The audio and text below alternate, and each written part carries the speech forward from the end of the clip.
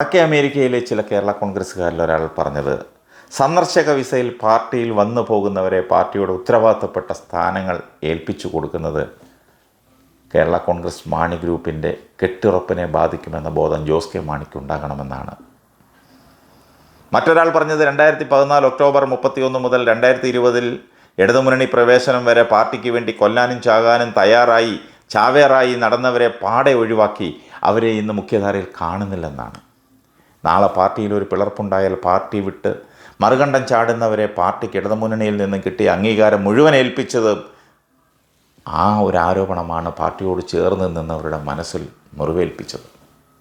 കഴിവുകെട്ട സ്വന്തം കാര്യം നോക്കുന്ന സാധാരണ പാർട്ടി പ്രവർത്തകരെ വഴിയിൽ കണ്ടാൽ പോലും തിരിഞ്ഞു നടക്കുന്ന ചില ആളുകളെ തെരഞ്ഞു പിടിച്ച് കോർപ്പറേഷൻ ചെയർമാൻമാരാക്കിയത് നേതൃത്വത്തിൻ്റെ പിടിപ്പുകേട് തന്നെയാണെന്നാണ് ഓരോരുത്തരുടെയും അഭിപ്രായം.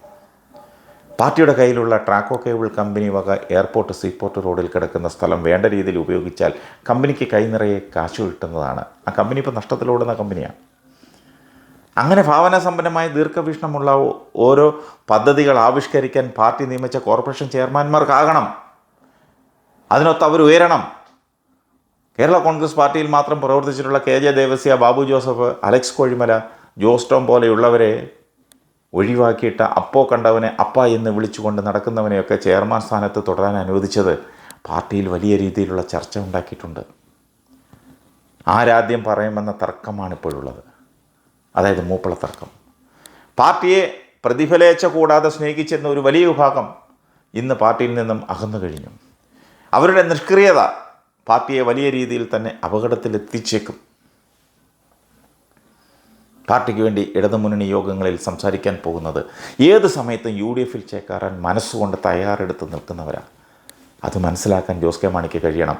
പല പാർട്ടിയിൽ പരീക്ഷിച്ച് തിരിച്ചു വന്നവനെയും പല ചട്ടിയിൽ ചോറുണ്ട് പിൻവാതിൽ നിയമനം കിട്ടിയ MLAയും പാർട്ടിയുടെ തലപ്പത്തെത്തിച്ചത് സാധാരണക്കാരായ പാർട്ടി പ്രവർത്തകർക്ക് വളരെയധികം വേദന ഉളവാക്കിയിട്ടുണ്ട്.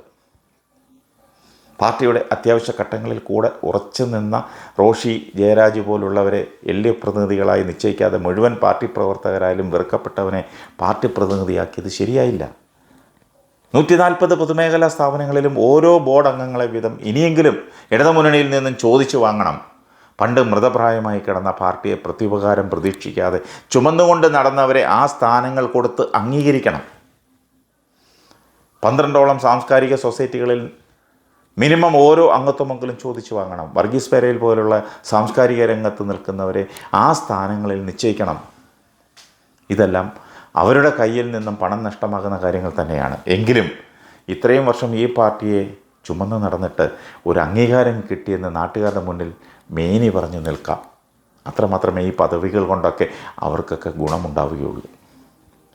റോഷി ജയരാജ്, ജോബ് മൈക്കിൾ ഇവരൊക്കെ ഒഴിച്ച് ഒട്ടുമുക്കാൽ നേതാക്കളും ഇന്ന് അതിഥി തൊഴിലാളികളാണ്. നാളെ പാർട്ടിയിൽ ഒരു പ്രതിസന്ധി എത്തുകയും ഭരണം നഷ്ടപ്പെടുകയും ചെയ്താൽ ഇന്ന് ഈ പാർട്ടിയെ കൊണ്ട് പ്രയോജനമുണ്ടാക്കിയ ഇവരാരും കൂടെ ഉണ്ടാകില്ലെന്ന ബോധ്യം പാർട്ടി നേതൃത്വത്തിനുണ്ടാവണം, പ്രത്യേകിച്ച് ജോസ് കെ മാണിക്ക്.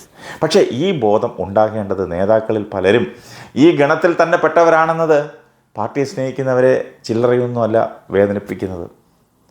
പാർട്ടി നോമിനിയായ മന്ത്രിയുടെ ആഫീസ് ഭരിക്കുന്നത് പോലും മന്ത്രിയല്ല, മറിച്ച് തലമുതിർന്ന ഒരു പേഴ്സണൽ സ്റ്റാഫ് അംഗമാണ്. പലതവണ മാണി സാറിൻ്റെ ഓഫീസിലും ഉണ്ടായിരുന്ന ഇയാൾ റോഷിയുടെ ഓഫീസിൽ സാധാരണ പാർട്ടി പ്രവർത്തകന് പ്രവേശനം നിഷേധിച്ചിരിക്കുകയാണ്.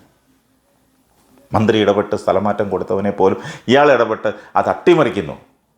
ചില പന്തൽ കെട്ടുകാർക്കും പാർശ്വവർത്തികൾക്കും പാരിതോഷികം തിരുമുൽ കാഴ്ചയായി വയ്ക്കുന്നവർക്ക് മാത്രമേ ഈ ഉന്നത പേഴ്സണൽ സ്റ്റാഫ് അംഗത്തിൻ്റെ മുറിയിൽ പ്രവേശനമുള്ളൂ.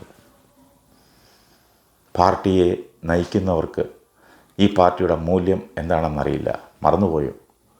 അതിൻ്റെ ഏറ്റവും നല്ല ഉദാഹരണം ഈ കഴിഞ്ഞ ദിവസം തിരുവനന്തപുരത്ത് ദുരന്ത നിവാരണവുമായി ബന്ധപ്പെട്ട് മുഖ്യമന്ത്രി വിളിച്ചു ചേർത്ത സർവകക്ഷി യോഗത്തിൽ കേരള കോൺഗ്രസ് മാണി ഗ്രൂപ്പ് പാർട്ടിയെ പ്രതിനിധീകരിച്ചു പോയത് തിരുവനന്തപുരത്തുള്ള ഒരു നേതാവാണ്.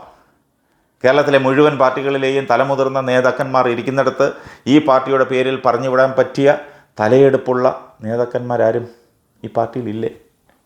അതോ ഇതിനൊക്കെ ഇത്രയും മതി എന്ന ചിന്താഗതിയാണോ? മുഖ്യമന്ത്രിയും പ്രതിപക്ഷ നേതാവും ഉൾപ്പെടെ ഈ കേരളത്തിലെ മുഴുവൻ തലമുതിർന്ന നേതാക്കന്മാർക്കും അവിടെ എത്താമെങ്കിൽ മാണി ഗ്രൂപ്പിനെ പ്രതിനിധീകരിച്ച് പോകേണ്ടത് ഇതുപോലത്തെ നാലാംകട നേതാക്കന്മാരാണോ? ആലോചിച്ച് നോക്കി. പങ്കെടുക്കാൻ പോയ നേതാവിനോടുള്ള ബഹുമാനക്കുറവ് കൊണ്ടല്ല ഈ പറഞ്ഞത്, മറിച്ച് യോഗത്തിൻ്റെ പ്രാധാന്യമനുസരിച്ചുള്ള ആൾക്കാരെ പറഞ്ഞു വിട്ടില്ലെന്നുള്ളത് കൊണ്ട് മാത്രമാണ് ഇത് പറയുന്നത്. അല്ലാതെ ആരെയും താഴ്ത്തിക്കെട്ടാനല്ല. ഈ പാർട്ടിക്ക് ഒരു വിലയും നിലയും ഒക്കെ ഇല്ലേ? 5 MLA മാരുള്ള ഒരു പാർട്ടിയല്ലേ? ഒരു മന്ത്രിയുള്ള പാർട്ടിയല്ലേ? ഒരു MP ഉള്ള പാർട്ടിയല്ലേ? പാർട്ടിയുടെ തലപ്പത്ത് എത്രയോ നെറ്റിപ്പട്ടം കിട്ടിയ നേതാക്കന്മാരുണ്ട്. അവർക്കാർക്കും ഇതുപോലുള്ള യോഗങ്ങൾക്ക് പങ്കെടുക്കാൻ സൗകര്യമില്ലെങ്കിൽ അവരോടെല്ലാം രാജിവെച്ച് വീട്ടിൽ പോയി ചൊറിയും കുത്തിയിരിക്കാൻ പറയണം. പാർട്ടിയുടെ മന്ത്രി അടക്കം 5 MLA മാർ ഉണ്ടായിരുന്നല്ലോ.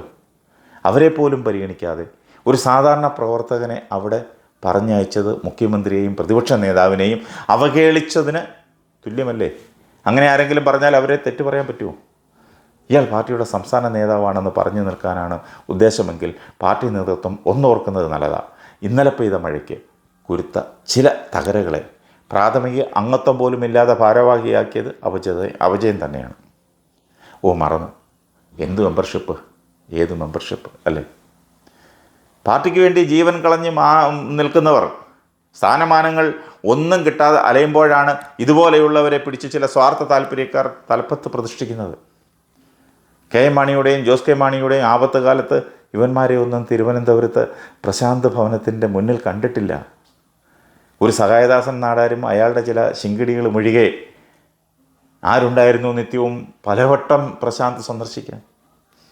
2015 മാർച്ച് മാസം 13-ാം തീയതി മാണി സാർ ബഡ്ജറ്റ് നിയമസഭയിൽ അവതരിപ്പിച്ചിട്ട് തിരികെ വീട്ടിൽ വന്നപ്പോൾ സഹായദാസൻ നാടാരുടെ നേതൃത്വത്തിലുള്ള 100ഓളം പ്രവർത്തകർ സിന്ദാബാദ് വിളിച്ച് സ്വീകരിച്ചതിൽ പിന്നെയല്ലേ ആ വീട്ടിലേക്ക് ആരെങ്കിലുമൊക്കെ തിരിഞ്ഞു നോക്കിയത്?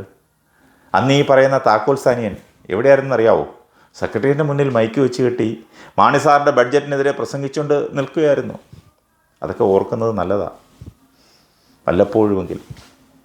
ഈ രീതിയിലാണ് പോകുന്നതെങ്കിൽ 2030 രാജ്യസഭയുടെ കാലാവധി അവസാനിക്കുമ്പോൾ ജോസ് കെ മാണിയുടെ രാഷ്ട്രീയ ജീവിതത്തിന് കട്ടൻ വീഴുമെന്നും താക്കോൽ സ്ഥാനീയനായ നേതാവിൻ്റെ പോക്ക് ശരിയല്ലെന്നും പാർട്ടിയിലെ ഓരോരുത്തരും ഒളിഞ്ഞും തെളിഞ്ഞും പറയുമ്പോൾ അത് വാശിയോടുകൂടി കേട്ട് ചേർത്ത് പിടിക്കുന്ന ജോസ് കെ മാണിയുടെ നിലപാട് വേദനാജനകമാണെന്നാണ് പാർട്ടി പ്രവർത്തകർ പറയുന്നത്. എല്ലാ കാലത്തും ജോസ് കെ മാണിയോടും കരിങ്ങോഴയ്ക്കൽ തറവാടിനോടും ഏറെ അടുപ്പവും സ്നേഹമുണ്ടായിരുന്ന പല പ്രവാസി സുഹൃത്തുക്കളും പങ്കുവയ്ക്കുന്നത് തന്നെയാണ്.